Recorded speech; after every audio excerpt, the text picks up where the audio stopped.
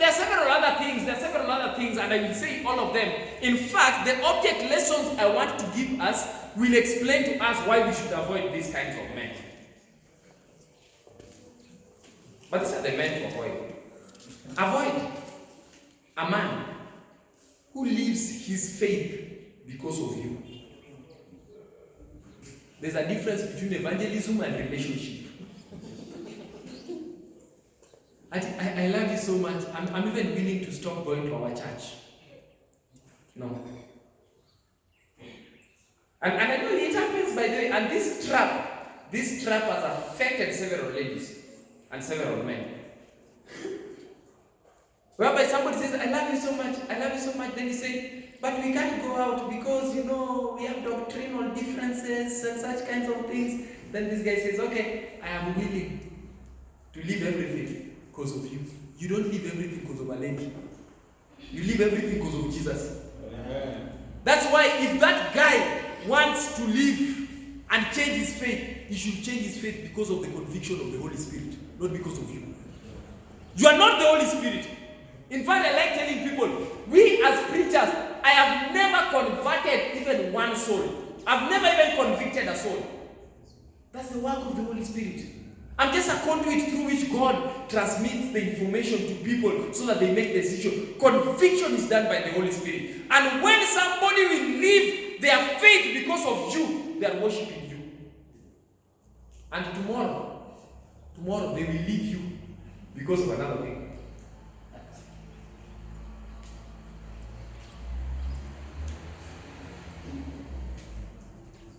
Avoid men who always give you money. Say amen. Amen. Say amen. Avoid men who always give you money. I know some of you, the reason you don't want to avoid those men is because you are poor. So you think this guy is the answer to your poverty. But let me tell you something. How many of you did business education? Okay, not most of you. How many of you know the definition of money? What is money? What is money? Okay. What I am going to say, you will believe because you don't know. But money is an acceptable medium of exchange. That's basic definition. Acceptable medium of exchange. Like right now, you've been told there's a given 1,000 shillings note which will cease to be legal tender on October 1st, isn't it? It means from October 1st, even if you have 50 of them, it is unacceptable. It is not unacceptable. It is not allowed. It is not legal tender. Do you know the moment? And in fact, after October 1st, if you have so many of those 1,000 shillings notes, they'll be useless as paper, isn't it? But, yet, do you know what? Before June 1st, those things that now we are being told to have, those new things, do you know how useless they were? They were very useless. But after June 1st, all of a sudden, you take it to the shopkeeper, he just picks it. But you should have tried to go through back door and pick it on 30th of May and try to buy something. It would have bought nothing. Money is a medium of exchange. Avoid men who give you money. Ask him, what are you paying for? Ladies, say amen. Amen. Ask the guy, what are you paying for? How can a guy give you money? And you're not doing business. Unless you're selling your body. Ask the guy, yes, I see. You're giving me 1,000 bob. But what are you paying for? My love is not bought. You are not buying me with money unless you are selling your love. What are you paying for? But nowadays, in fact, it's so bad to the extent where ladies nowadays even become socialites. But what is socialite? A glorified name for a prostitute. That's all. What is Pango Wakanda? A glorious name for a concubine. You know, when I was young, when you say I have mpango wa kando, it only means I have a side plan. But right now, I can't say as a preacher that I have mpango wa kando. You're going to look at me strangely. But some 10 years ago, if I said I have mpango wa kando, you look at me and say, okay, he's a preacher, but he's also an engineer. But right now, you say mpango wa kando, people think of concubines. And that's what I'm saying. Avoid a guy who always gives you money. Avoid. What is he paying for? And then when he becomes your husband, he can't give you money. He's telling you that you just keep quiet. He's not giving you money when you're not the wife. But when you are the girlfriend, money every time. When you're the wife, now you're begging. I've seen some married people. Wives are begging, literally begging for family money. That's why we need to teach you how to be wives and husbands. In fact, I like saying, learn the right things at the right time. Right now, I have a problem with young girls. Men are not notorious, but girls are notorious. Nowadays, they are attending bridal showers everywhere. You've ever heard of those things? Girls are attending them everywhere. Class 8, going to attend Form 4 class. What are you doing? That thing, bridal shower, is for the bride, not you. If you're in the bridal party, you're not married, stay out. Say amen. Amen. There you attend them. But we will be taught how to take care of our husbands. You don't have a husband. You're not going to have one in the next 1 year. Wait. I wish I come to your churches. If I ever preach in your church, I will warn the deaconesses and I'll also advise them to do for you a bridal shower. Stop this thing of hijacking other bridal showers. Then you're learning even things that are relevant. Now you are dealing with your boyfriends the way you learned in the bridal shower. Bridal shower, you're told that, your husband, you need to ensure that you bring for him hot water for washing his hands. Now you are washing the hands of your boyfriend. What is that? Boyfriend, cold water. I need another tap. Boyfriend, tell him there is a tap. Go. You're getting confused. Young girls are getting confused. Avoid men who always give you money. Avoid men who love sexual advances. I will finish everything. Let me just give you a few. But avoid men who love sexual advances. And beloved, don't ask me to explain sexual advances. Anything that is not going to glorify God, that's a sexual advance. A man should not touch you in a way that you are not supposed to be touched. Then you ask me, preacher, explain. How do you explain that? Beloved, common sense. That's why it's called common. It should be common. If you don't have common sense, read the word. If you want to know the way you should be touched. But then let me tell you something. If you are not comfortable with the way somebody has touched you, even if it just means he pat you on the back like this, that one is not decent for you. You know, there are some people you just pat them on the back like this, their hormones are already behaving like this. So we want to help you. Avoid a guy who makes sexual advances. You know, he's just playing. He's not playing, he's serious. Those things you think he's playing, he's tuning you like a radio. So slowly, this guy is tuning you like that. And one day, utashika 105, you will be telling it. And let me tell you, siku yenye utashika 105 point something FM, you'll be pregnant. Na utakuwa umeshika mimba. Amekuwa akinishika tu, ananishika tu, anashika na unashika mimba. Avoid men who make sexual advances. Beloved, let me tell you something. Sex is for the married. I've said that, and I can say it again. Sex is for the married. if you are not married, don't even learn about sex. Relax. When I was young, even the word sex was difficult to pronounce. Right now, you people have all words for sex. And it's even in your tongue all the time. You're just discussing it. Beloved, that thing is holy.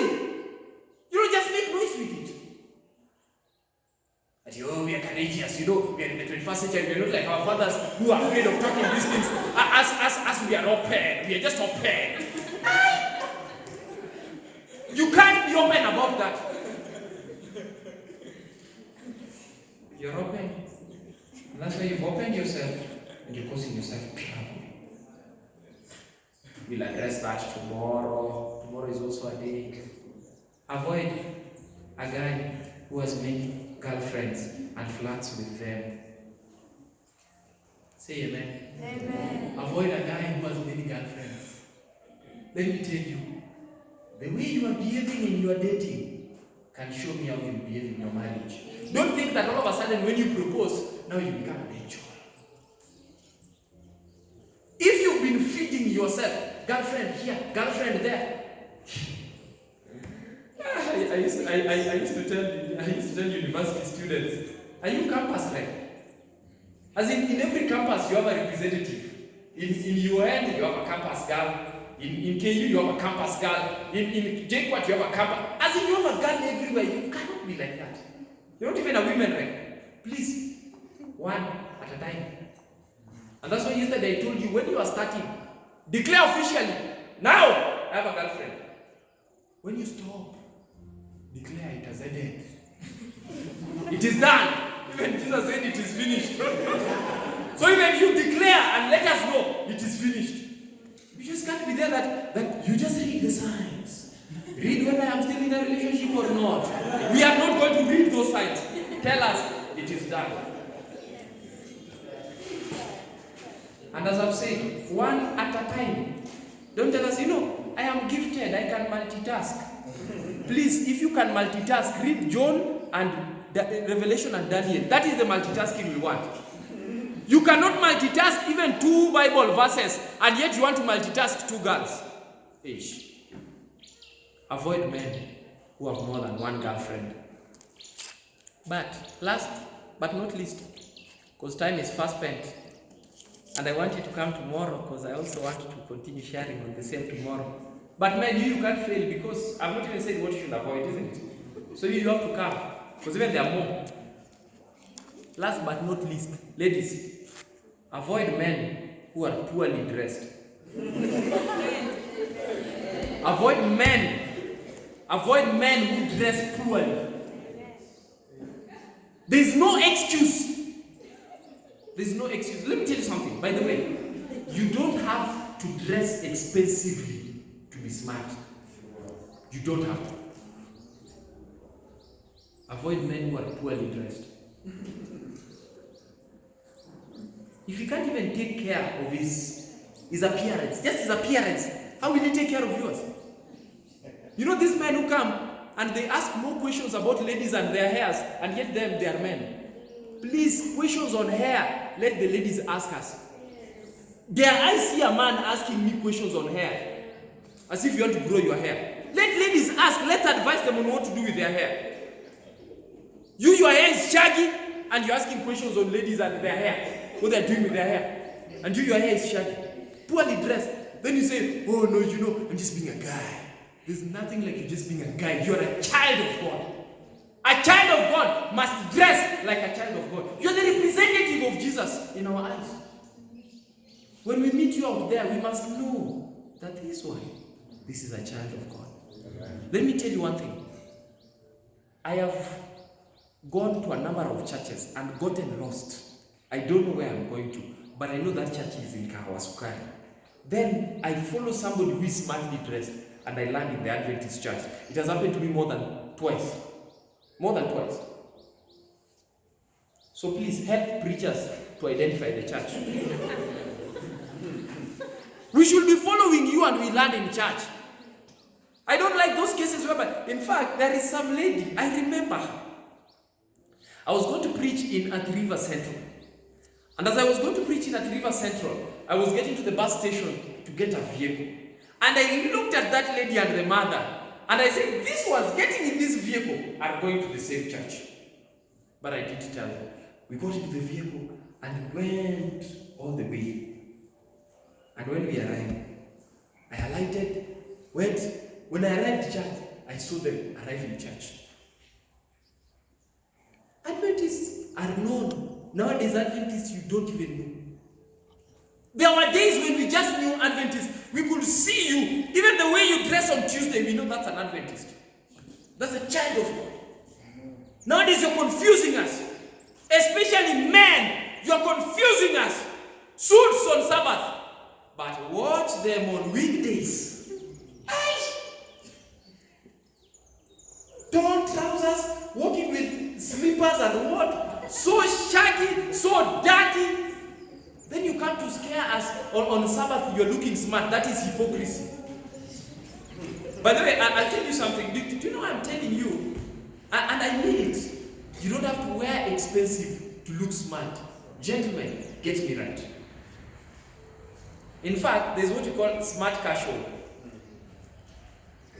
I am an engineer by profession. It's only this week, even the people in the office, today I was in a substation and they looked at me and they were shocked. They were like, oh, you have a tie. But you see, you don't get into a substation with a tie. So when I go to the substation, I have to remove my tie, I have to put on my dust coat and everything. But let me tell you something.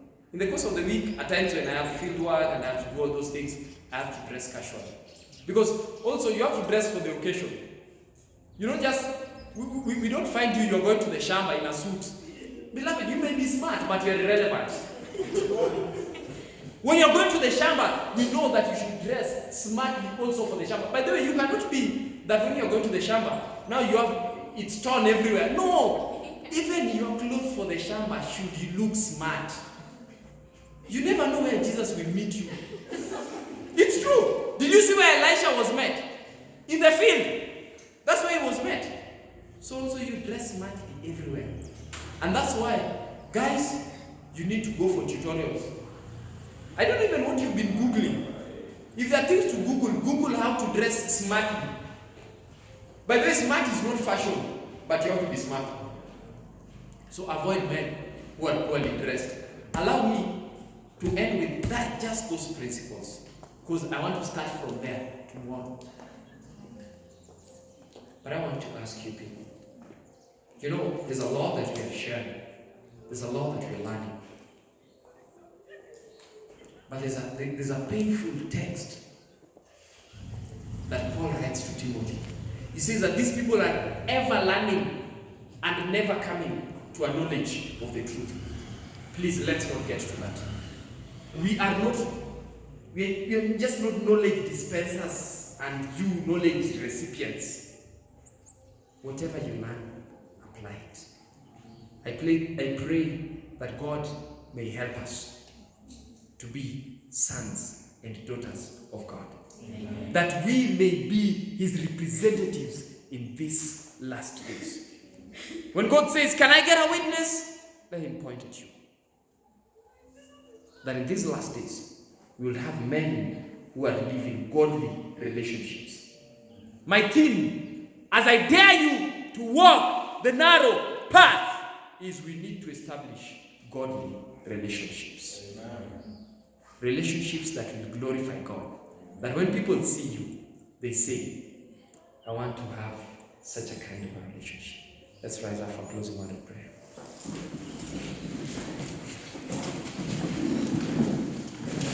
As we rise up for closing word of prayer, allow me to make this solemn appeal. Is there somebody in the congregation, you're looking at your life, and you say, God, I have learned something today. And I have learned a lot in the course of this week. But God, in my life, I have not been having the right principles in my relationships. There may be somebody you're in a relationship, and the way you've been carrying out yourself, you see it is not edifying to God.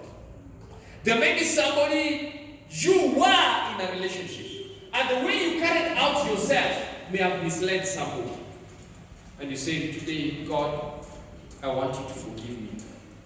for my past or my present. And I want you, God, to counteract the negative influence of my past relationship or my present relationship. And God, prepare me for a glorified relationship ahead. If there is such a person, beloved, this is a serious appeal. So think before you put up your hand. If there is such a person, put up your hand. I want to pray with you. Just say, God, I'm looking at my life. I've been in a relationship, it wasn't glorifying to you. But God, I have learned something. And God, I want you to forgive me for what was wrong in my past relationship. Guide me so that I may have a better relationship from today going forward. Just put up your hand. Let's close our eyes. Let's pray. Loving Savior, too many things we can ask of you. But today, we are reflecting on our lives. We are reflecting on our past relationships. How we carried out ourselves, how we represented you in relationships. And we're saying, God, we disappointed you.